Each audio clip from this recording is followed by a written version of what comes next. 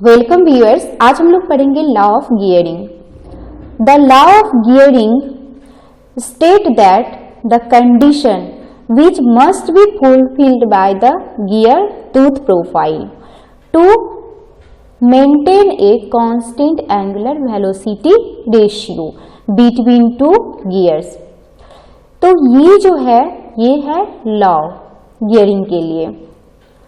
अब जैसे कि हम लोग पहले भी पढ़ चुके हैं कि जो गियर है वो ट्रांसमिट करता है एक गियर से दूसरे गियर के बीच में क्या चीज को, कांस्टेंट एंगुलर वेलोसिटी रेशियो को।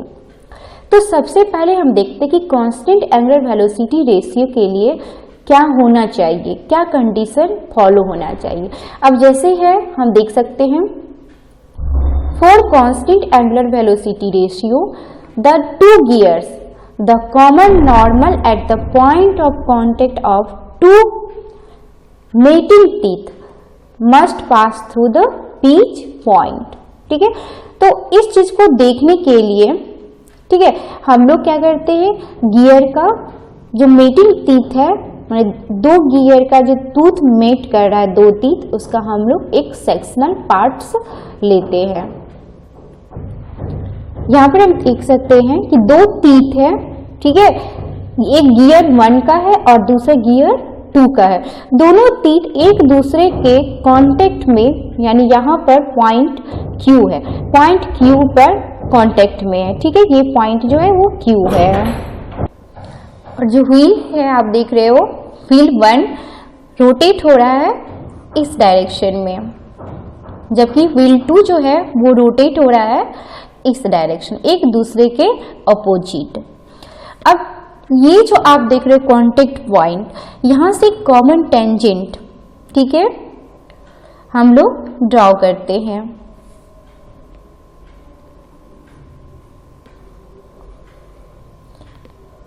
और इसको रिप्रेजेंट करते हैं टीटी से। यहां पर हम लोग देख रहे हैं, ठीक है, एमएन जो है ये नॉर्मल है, common normal to the curve at the point of Q। O1 और O2,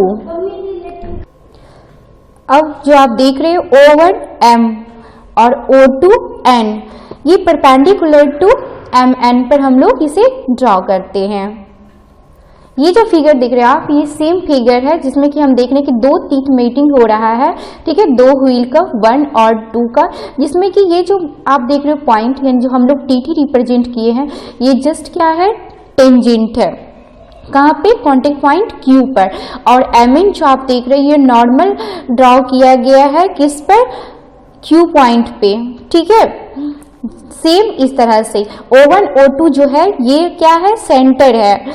अब हम लोग O2N और O1M, ये दोनों क्या होता है, परपेंडिकुलर आप डाल रहे हो किस पे, MN पे। सेम चीज इसी फिगर को हम लोग यहाँ पे ड्रॉ करके कोशिश कर रहे हैं समझने के लिए। और यहाँ पर हम लोग देख रहे हैं कि जो आप यहाँ पे फिजिकल टर्म पे आइए, ठीक है, फिजिक्स में हम लोग आएंगे तो देखेंगे जो Q है, क्योंकि ये जो टीथ है ओवर है इस डायरेक्शन में मूव कर रहा है, तो QC डायरेक्शन इस डायरेक्शन में मूव करेगा। किसको हम कंसीडर करेंगे, जब हम टीथ 1 को कंसीडर करते हैं।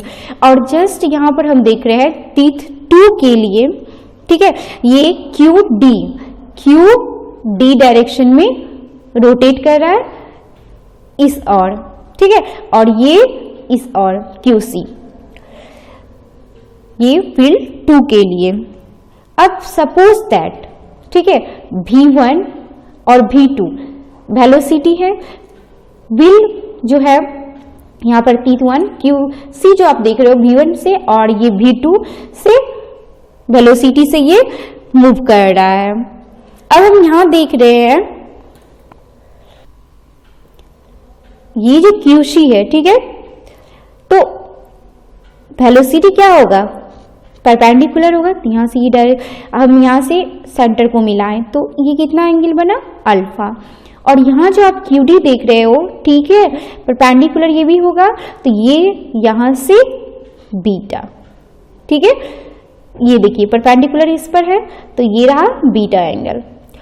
इस तरह से हम लोग, और पॉइंट O2 से आप क्या करोगे, इसको Q को मिला दोगे, O2Q और O1Q, जैसे कि यहाँ पर हम देख सकते हैं O2Q और ये O1Q। यानी ये जो है ये एंगल आप हमारा क्या है, बीटा है, और ये एंगल अल्फा। आप जो देख रहे हो ये बीटा और ये रहा अल्फा, बीटा अल्फा। तो यहाँ हम देख रहे हैं ये V2, ठीक है, ये V1, तो रिजल्टेंट वेलोसिटी जो है वो आपका ये V है। तो एंगल यहाँ पर हम देख रहे हैं V1 से रिजल्टेंट वेलोसिटी के बीच का जो एंगल होगा वो अल्फा होगा, और V2 और रिजल्टेंट वेलोसिटी के बीच का एंगल बीटा। तो तीथ 1 के रिस्पेक्ट में जो Q से जो वेलोसिटी V1 होगा QC, ठीक है, V1, और ये जो 2 है उसका तीथ के रिस्पेक्ट में Q पॉइंट से वेलोसिटी हम देखेंगे तो V2 होगा, ठीक है, उसको QD से रिप्रेजेंट करेंगे हम लोग। तो रिजल्टेंट जो वेलोसिटी होगा, रिजल्टेंट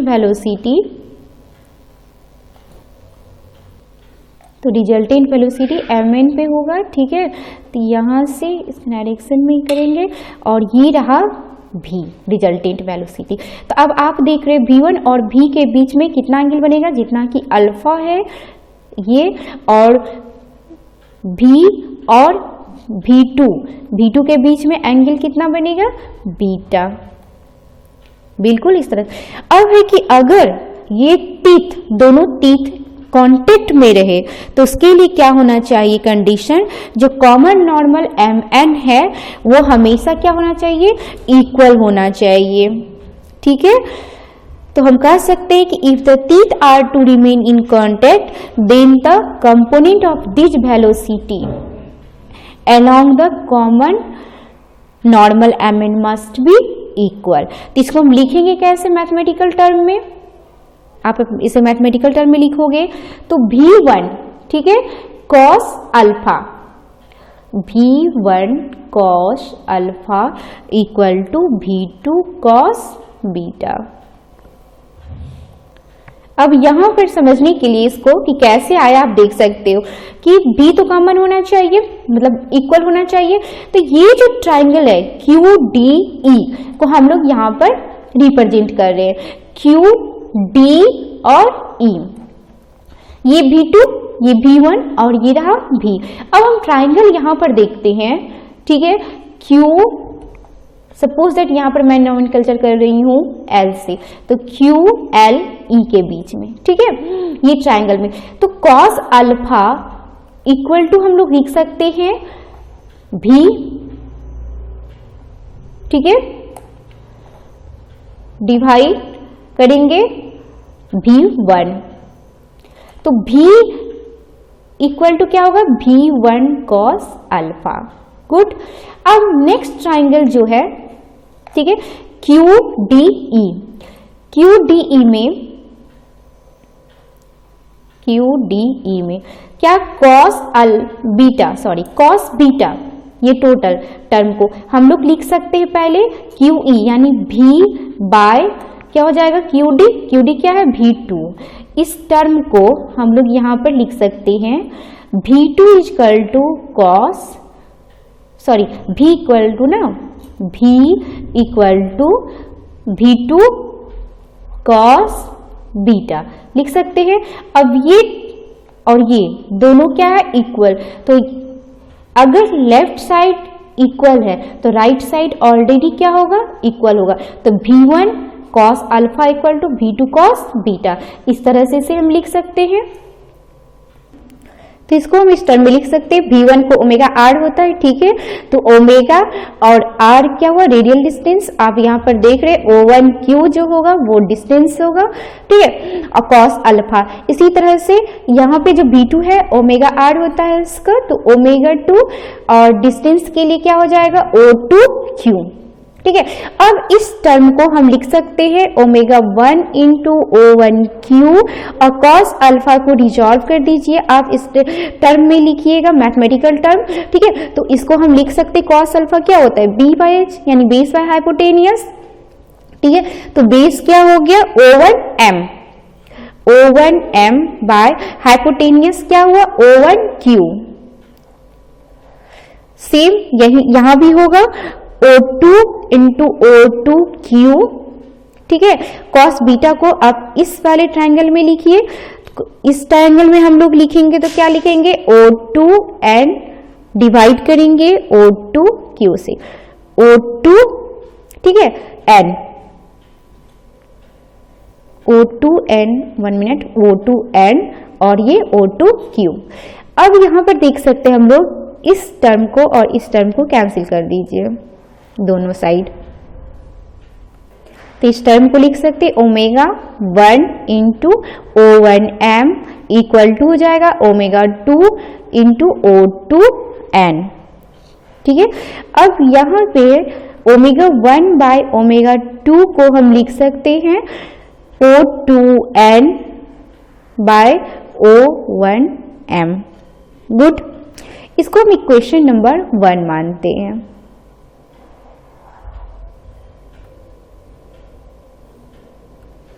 तो यहां जो ट्रायंगल आप देख रहे हो, ठीक है, O1MP, ठीक है। ये जो P है ये रहा base circle, sorry pitch circle, ये पिच सर्कल गियर 1 के लिए और ये पिच सर्कल जो आप देख रहे हो ये गियर 2 के लिए। अब यहां पे जो दूसरे जहां पे कांटेक्ट हुआ ये रहा पॉइंट P। तो हम लोग यहां पर देख रहे हैं, ठीक है, O1M और P ट्राइंगल में और साथ में O2N और P ट्राइंगल, तो दोनों क्या है सिमिलर है, ठीक है। तो इस सिमिलर से हम इसे लिख सकते हैं O2, ठीक है, N O2N डिवाइडेड O1M और ये हो जाएगा इक्वल O2, ठीक है, P, O2P डिवाइडेड हो जाएगा O1P। ये रहा सिमिलर ट्रायंगल से। अब इक्वेशन नंबर 2 ये रहा और इक्वेशन नंबर 1 हम लोग पहले फाइंड आउट कर चुके हैं। तब दोनों इक्वेशन को आप मिलाओगे, ठीक है, दोनों इक्वेशन को मिलाओ, इस इक्वेशन और इस इक्वेशन को, तो हम देख सकते O2N और O1M ये वाला दोनों का कॉमन है, तो ये तीनों चीज जो होगा वो हम सेम लिख सकते हैं। यहाँ पे omega 1 by omega 2 equal to O2N by O1M equal to O2P बटे O1P, ठीक है। तो ये रहा इक्वेशन नंबर 3। इस तरह से इस जो हम देख रहे हैं इक्वेशन, हम इससे निकाल सकते हैं कि जो एंगुलर वेलोसिटी रेशियो है, ठीक है, ये inversely proportional to the ratio of the distance of the point P from the centre O1 and O2, ठीक है। इस दोनों में कंपेरिजन करोगे तो जो कॉमन नॉर्मल है, ठीक है, जो फिगर हम लोग देख रहे हैं, common normal to the two surface point of contact Q intersect the line of center at point P which divides the center distance inversely as the ratio of angular velocity, ठीक है। तो इसका अर्थ ये हुआ कि कांस्टेंट एंगुलर वेलोसिटी जो होगा, ठीक है, सभी पोजीशन के लिए व्हील पर वो क्या होगा पॉइंट P के रिस्पेक्ट में फिक्स्ड होना चाहिए, तभी होगा, जिसको हम लोग कहेंगे पिच पॉइंट, यानी दो, ऐसे भी आप देख सकते हो दो पिच सर्कल जहां कांटेक्ट हो रहा है वो पिच पॉइंट हुआ, ठीक है। तो इस तरह से हम दूसरे वर्ड में अगर हम बोले तो कह सकते कि common normal at the point of contact between a pair of the teeth must always pass through the pinch point. ठीक है, तो ये कंडीशन क्या हो गया लॉ ऑफ गियरिंग के लिए।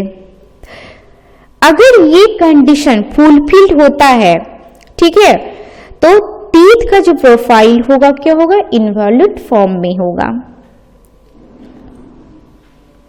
सपोज दैट, ठीक है, D1 और D2 जो है ये पिच सर्कल का डायमीटर है, व्हील 1 का और ये रहा व्हील 2 का, और टीथ जो है वो T1 व्हील 1 को है और T2 जो है व्हील 2 के लिए है।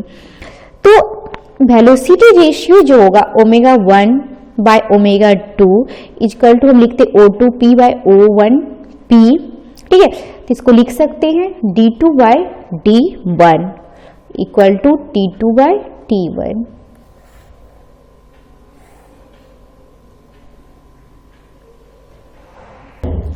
तो इस तरह हम देख सकते हैं ये रहा law of gearing. Okay, thank you.